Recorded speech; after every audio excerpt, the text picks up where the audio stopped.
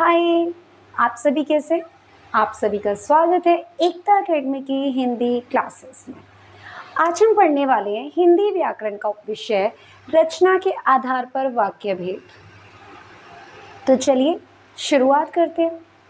बच्चे, रचना के आधार पर वाक्य भेद जो है ना, आपको बता देती हूँ, ये वाक्य के भेदों का एक भेद है। देखिए, वाक्य किसे कहते हैं? देखिए, शब्दों का व्यवस्थित व सार्थक समूह वाक्य कहलाता है। अब शब्द जो होते हैं उनका एक व्यवस्थित समूह, मतलब क्या है कि पूरी व्यवस्था के अनुसार वाक्य में बच्चे ऐसा नहीं होता कि कोई भी शब्द कहीं पर भी लिख दिया जाए। एक शब्द को एक व्यवस्थित तरीके से लिखा जाना चाहिए। ठीक है। दूसरा, सार्थक, उनका एक अर्थ होना चाहिए। और जो व्यवस्थित व सार्थक समूह होता है शब्दों का, उसे कहते हैं वाक्य। ठीक है। जैसे मैं पढ़ा रही हूँ, अब मैं ऐसे नहीं बोल सकती हूँ कि पढ़ा रही हूँ मैं। अगर ऐसा मैं बोलती हूँ तो यह वाक्य शुद्ध वाक्य नहीं कहलाएगा। ठीक है। मतलब पूरी एक व्यवस्थित तरीके से शब्दों का लिखा होना जरूरी है। अब वाक्य के ना भेद जो होते हैं वो दो होते हैं, आधारों पर होते हैं। एक होता है अर्थ के आधार पर और एक होता है रचना के आधार पर। अभी जो हम पढ़ने वाले हैं वो है रचना के आधार पर वाक्य भेद। अगली वीडियो में मैं पढ़ाने वाली हूँ अर्थ के आधार पर वाक्य भेद। चलिए आगे देखते हैं। वाक्य के अंग। देखो, जो वाक्य के अंग होते हैं कितने होते हैं? 2 अंग होते हैं। ठीक है। वो कौन कौन से होते हैं? उद्देश्य और विधेय। उद्देश्य जिसके विषय में कुछ कहा जाए, बच्चे इंग्लिश में आप इसे सब्जेक्ट बोलते हैं। ठीक है। मतलब कि पूरे वाक्य में जिसके बारे में बात हो रही है, ठीक है, जिसके बारे में बात हो रही है, जिसके बारे में कुछ कहा जा रहा है, वह उद्देश्य होता है। जैसे कि दादाजी बाजार जा रहे हैं, तो यहाँ पर बात किसके बारे में हो रही है? दादाजी के बारे में हो रही है। तो यहाँ पर दादाजी शब्द जो है वो क्या है? उद्देश्य। और विधेय, उद्देश्य के बारे में जो कुछ भी कहा जाए। अब मैंने क्या कहा? दादाजी बाजार जा रहे हैं, तो मैंने दादाजी के बारे में क्या बोला कि वह बाजार जा रहे हैं, है ना? दादाजी बाजार जा रहे हैं, तो मैंने उनके बारे में बोला कि बाजार जा रहे हैं। तो यहाँ पर उद्देश्य के बारे में जो कुछ भी कहा जाएगा वो विधेय होगा। ठीक है बच्चे, कई बार ना पेपर में वाक्य के अंग में पूछा जाता है कि मतलब एक वाक्य दे दिया जाता है और कहा जाता है कि उद्देश्य छांटिए, विधेय छांटिए। ठीक है। और बहुत कम चांसेस होते हैं कि पूछ लिया जाए कि उद्देश्य का विस्तार और विधेय का विस्तार बताइए। ठीक है। अगर आपसे पेपर में पूछा जा रहा है उद्देश्य का विस्तार, तभी आप उस पर ध्यान देने वाले हैं। मतलब आपसे जब तक नहीं पूछा जा रहा है उद्देश्य का विस्तार या विधेय का विस्तार, तब तक आप उस पर ध्यान नहीं देंगे। आप सिर्फ उद्देश्य और विधेय ही बताने वाले हैं। अगर आपसे पूछा जाता है उद्देश्य का विस्तार या विधेय का विस्तार, तभी आप उस पर फोकस करेंगे, तभी आप उस पर ध्यान देंगे। आपको मैं बता देती हूँ उद्देश्य का विस्तार क्या होता है। देखिए, उद्देश्य, यहाँ पर सबसे पहले आप मुझे ये बताइए, मैंने ये उदाहरण दिया है, छोटी चिड़िया दूर आसमान में उड़ रही है। इसमें बात किसके बारे में हो रही है? चिड़िया के बारे में हो रही है। मतलब जो उद्देश्य हो गया वो है हमारा चिड़िया। ठीक है। अगर आपसे पेपर में पूछा जा रहा है कि उद्देश्य छांटिए, तो आप लिख सकते हो छोटी चिड़िया, पूरा एक साथ लिखेंगे छोटी चिड़िया। छोटी चिड़िया के बारे में बात हो रही है। लेकिन अगर उद्देश्य का विस्तार पूछा जाता है तो आप सिर्फ और सिर्फ छोटी शब्द को बताने वाले हैं उद्देश्य का विस्तार। मतलब उद्देश्य के बारे में और अलग से अन्य क्या बताया गया, जो उद्देश्य है उसके बारे में अलग से एक्स्ट्रा जिसे कहते हैं वो क्या बताया गया कि चिड़िया कैसी है? छोटी है। ठीक है। तो छोटे शब्द हो गया उद्देश्य का विस्तार और चिड़िया हो गया उद्देश्य। लेकिन अगर आपसे उद्देश्य का विस्तार नहीं पूछा जा रहा है बच्चे, तो आप छोटी चिड़िया, पूरा जो है छोटी चिड़िया, उसे ही उद्देश्य बताएंगे। लेकिन हाँ, अगर उद्देश्य का विस्तार पूछा जा रहा है तो आप सिर्फ और सिर्फ छोटी को उद्देश्य का विस्तार बताएंगे। अब अगर सिर्फ विधेय पूछा जा रहा है तो दूर आसमान में उड़ रही है, पूरा का पूरा विधेय हो गया। लेकिन अगर विधेय का विस्तार पूछा जा रहा है बच्चे, तो विधेय जो होगा वो होगा क्रिया, जो भी वाक्य में क्रिया है। ठीक है। और क्रिया के बारे में जो कुछ एक्स्ट्रा बताया जा रहा है वो होता है विधेय का विस्तार। ध्यान दीजिए, देखो, छोटी चिड़िया दूर आसमान में उड़ रही है। अगर आपसे उद्देश्य पूछा जा रहा है तो हो गया छोटी चिड़िया, और अगर आपसे विधेय पूछा जा रहा है तो वो होगा दूर आसमान में उड़ रही है। लेकिन अगर 1% अगर पेपर में पूछ लिया जाए कि उद्देश्य का विस्तार बताइए, तो बच्चे उद्देश्य के बारे में जो चीज़ एक्स्ट्रा बताइए वो हो गया उद्देश्य का विस्तार। और विधेय जो होता है वो क्रिया को छोड़कर जो एक्स्ट्रा बताया, जैसे हम क्रिया विशेषण भी कहते हैं ना, तो सिर्फ क्रिया विशेषण नहीं, मतलब जो क्रिया के बारे में जो भी चीज़ एक्स्ट्रा बता रखी है, अन्य बता रखी है, वो हो जाएगा विधेय का विस्तार। अब देखो उद्देश्य के विस्तार में उद्देश्य हमारा क्या था, छोटी चिड़िया था। इस छोटी चिड़िया में से उद्देश्य का विस्तार जो है वो है छोटी। विधेय जो था हमारा था वो दूर आसमान में उड़ रही है। लेकिन अगर विधेय का विस्तार पूछा जाता है तो इस क्रिया को छोड़कर क्या एक्स्ट्रा हमारा, दूर आसमान में। तो ये दूर आसमान में शब्द जो वाक्य में जो ये शब्दों का प्रयोग किया गया है, ये है विधेय का विस्तार। ठीक है, वैसे बहुत कम चांसेस होते हैं जो ये पूछे जाते हैं, सिर्फ 1% चांसेस होता है कि उद्देश्य का विस्तार या विधेय का विस्तार पूछ लिया जाए। हाँ जी, अब अगला है आपका रचना के आधार पर वाक्य भेद, कि रचना के आधार पर वाक्य भेद कितने होते हैं। रचना के आधार पर वाक्य भेद 3 प्रकार के होते हैं, सरल वाक्य, संयुक्त वाक्य और मिश्र वाक्य। सरल वाक्य कौन से होते हैं, अभी मैंने आपको बताया उद्देश्य और विधेय के बारे में बताया। तो इसमें उद्देश्य ना एक से एक भी हो सकता है, एक से अधिक उद्देश्य भी हो सकते हैं। ठीक है, लेकिन विधेय जो होगा वो एक होता है, क्रिया एक ही होती है। संयुक्त वाक्य, इसमें 2 या 2 से अधिक वाक्य होते हैं, लेकिन बीच में योजक शब्द का इस्तेमाल किया जाता है। ठीक है, फिलहाल तो बच्चे मैंने ना ये परिभाषा के साथ बता दिया कि होते क्या, लेकिन मेरे ख्याल से ये रट्टाफिकेशन है ना। देखो उद्देश्य और कि एक या एक से अधिक उद्देश्य है, क्रिया एक है और एक ही विधेय होता है। कुल मिला के अगर मैं इसे शॉर्ट ट्रिक में समझाऊं ना बच्चे, देखिए ये पूरा एक ही वाक्य होता है, पूरा एक ही वाक्य होता है। इस पूरे वाक्य में कहीं पर भी योजक शब्द, जिसे कहते हैं कंजक्शंस, जिसे आप इंग्लिश में इफ बट बोलते हैं, ऐसे हमारे हिंदी में और, अथवा, या, ये होते हैं योजक शब्द। मतलब ये पूरा एक वाक्य, देखो मैंने एक लाइन लगाई है, इसका मतलब पूरा एक वाक्य है, इसके बीच में कहीं पर भी जोड़ नहीं है बीच में। ठीक है, मतलब वाक्य को जोड़ने वाले शब्द नहीं है, और, अथवा, तथा ये नहीं है, योजक शब्दों का इस्तेमाल नहीं किया जाता है। सिर्फ और सिर्फ एक वाक्य होते हैं। कौन से होते हैं, सिर्फ और सिर्फ एक वाक्य होते हैं। उसी तरीके से बच्चे अगर मैं संयुक्त वाक्य की बात करूं, ठीक है, इसमें क्या होता है बच्चे, इसमें 2 वाक्य होते हैं और 2 के बीच में होते हैं योजक शब्द। अभी मैंने एक लाइन लगाई, मतलब एक वाक्य। अब यहाँ पे मैंने 2 लाइन लगा दी, इसका मतलब 2 वाक्य होंगे, मतलब 2 या 2 से अधिक भी हो सकते हैं, मतलब कम से कम आपके पास 2 वाक्य तो होंगे। 2 वाक्य हैं और दोनों वाक्य को जोड़ने के लिए बच्चे इसमें योजक शब्द आएंगे, और वो योजक शब्द कौन से होंगे, और, अथवा, या, ऐसे, ये हमारे योजक शब्द होंगे। मिश्र वाक्य में आते हैं बच्चे। अब आप कहोगे कि मैम थोड़ी देर पहले तो आपने संयुक्त वाक्य में भी कहा योजक शब्द हैं और मिश्र वाक्य में भी आप कह रहे हो कि योजक शब्द हैं, तो पता कैसे चलेगा कि कौन से योजक शब्द जो हैं वो मिश्र वाक्य में आएंगे। तो बच्चे ध्यान रखना एक चीज है, 2 वाक्य होंगे, इसमें की का इस्तेमाल किया जाएगा। 2 वाक्य ताकि, 2 वाक्य होंगे तो बीच में क्या होगा, क्योंकि होगा।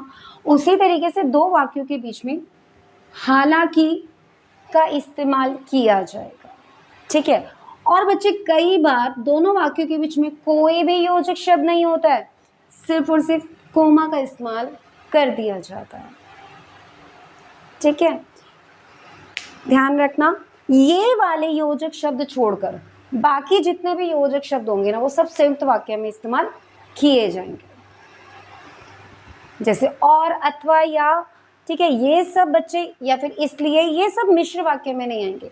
मिश्र वाक्य में जो वाक्यों के बीच में जो योजक शब्द जोड़े जा रहे हैं वो है, कुछ भी नहीं है, कोमा आ जाएगा, हालांकि आ जाएगा, की आ जाएगा, ताकि आ जाएगा, क्योंकि आ जाएगा। सब में देखो छोटी की मात्रा वाला की है, तो रट्टा मारने की भी जरूरत नहीं है। ठीक है, हाँ जी, तो बच्चे अभी तक हमने रचना के आधार पर वाक्य भेद में क्या पढ़ा। देखो किस तरीके के प्रश्न आते हैं।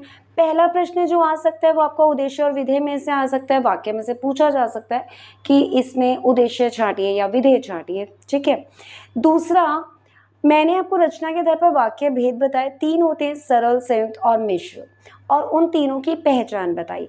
अब जो मैंने वो आपको पहचान बताई है ना, वो आपको काम आने वाली है कि आपको कोई एक वाक्य दे दिया जाएगा और पूछा जाएगा कि वाक्य रचना के आधार पर वाक्य भेद का नाम बताइए। ठीक है, अब वो कैसे करना है वो भी मैं बताऊंगी, फिलहाल अभी मैं पहचान पढ़ा रही हूँ। अब अगला जो हम पढ़ने वाले हैं ना बच्चे, वो पढ़ने वाले हैं वाक्य परिवर्तन। आपको एक प्रश्न आ जाता है जिसमें वाक्य परिवर्तन करने के लिए कहा जाता है, मतलब सरल वाक्य दे दिया गया तो संयुक्त में बदलो, संयुक्त दे दिया गया तो मिश्र में बदलो, इस तरीके से आपको वाक्य परिवर्तन करने के लिए दिया जाता है। तो बच्चे अगर सरल वाक्य में बदलने के लिए आए तो जो भी वाक्य होगा उस वाक्य में आपको क्या ढूंढना है, क्रिया ढूंढनी है। क्रिया को ढूंढने के बाद उस क्रिया के साथ आपको या तो ते लगाना है या कर शब्द लगाना है। जैसे ही आप क्रिया के साथ ते या कर इनमें से एक शब्द आप लगा देंगे तो वह वाक्य सरल वाक्य बन जाएगा। अब उसी तरीके से बेटा संयुक्त वाक्य में अगर बदलने के लिए आए तो देखो, ये तो मैं आपको बता ही चुकी हूँ कि 2 वाक्य होते हैं और बीच में योजक शब्द होता है, ये तो मैंने आपको बता ही दिया। तो आपको जो भी वाक्य संयुक्त वाक्य में बदलने के लिए दिया जाएगा तो आपको उस वाक्य को पढ़ने के बाद सबसे पहले उस वाक्य में 2 क्रियाएं ढूंढनी है। उन दोनों क्रियाओं को अलग अलग करके लिखना है, ठीक है, और बीच में आपको योजक शब्द लगाना होगा। तीसरा, अगर मिश्र वाक्य में बदलने के लिए आए तो बेटा उसमें मिश्र वाक्य में बदलने के लिए आपको इन शब्दों में से कोई एक शब्द लगाकर वाक्य को शुरू करना होगा या वाक्य के बीच में इनमें से कोई एक शब्द लगाना होगा। ठीक है, जब आप ये इन शब्दों का प्रयोग, इन शब्दों में से किसी एक का प्रयोग करेंगे ना, ठीक है, वाक्यानुसार किसी एक का प्रयोग करेंगे तो वह मिश्र वाक्य में बहुत आसानी से बदल जाएगा। अब देखते हैं कि किस तरीके से वाक्य परिवर्तन करते हैं। अब जरा उदाहरण देख लेते हैं। देखिए, गोपीनाथ खाना खाकर सो गया। बेटा अब हम वाक्य परिवर्तन करने के साथ वाक्य की पहचान भी करेंगे। आपको वाक्य भेद भी जानना है कि कैसे हम पहचान में पहले बता चुकी हूँ। ठीक है, अब आपको पहचानना है कि कौन सा वाक्य है। पहले हम वाक्य पहचानेंगे, बाद में जो मैंने कोष्टक में ब्रैकेट में लिखे हैं उनमें परिवर्तन करेंगे। ठीक है, देखिए गोपीनाथ खाना खाकर सो गया।